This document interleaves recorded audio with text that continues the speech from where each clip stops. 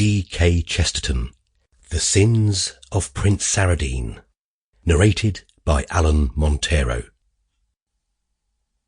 When Flambeau took his month's holiday from his office in Westminster, he took it in a small sailing boat, so small that it passed much of its time as a rowing boat. He took it, moreover, in little rivers in the eastern counties, rivers so small that the boat looked like a magic boat, sailing on land through meadows and cornfields.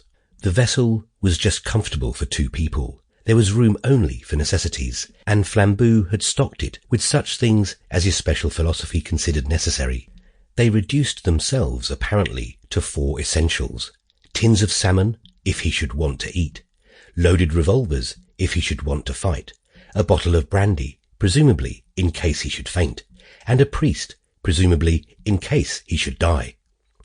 With this light luggage he crawled down the little Norfolk rivers, intending to reach the Broads at last, but meanwhile delighting in the overhanging gardens and meadows, the mirrored mansions or villages, lingering to fish in the pools and corners, and, in some sense, hugging the shore.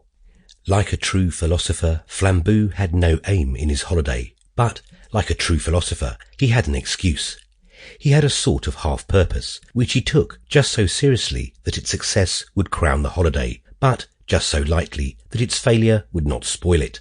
Years ago, when he had been a king of thieves and the most famous figure in Paris, he had often received wild communications of approval, denunciation, or even love, but one had somehow stuck in his memory. It consisted simply of a visiting card in an envelope with an English postmark. On the back of the card was written in French and in green ink, "If you ever retire and become respectable, come and see me.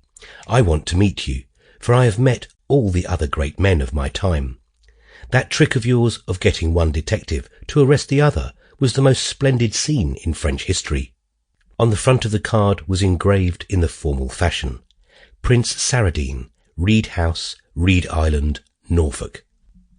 He had not troubled much about the prince then, beyond ascertaining that he had been a brilliant and fashionable figure in southern Italy.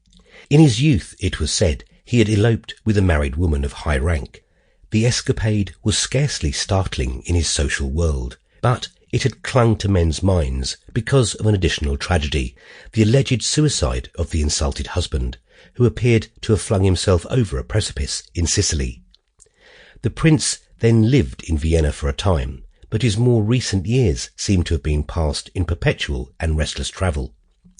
But when Flambeau, like the prince himself, had left European celebrity and settled in England, it occurred...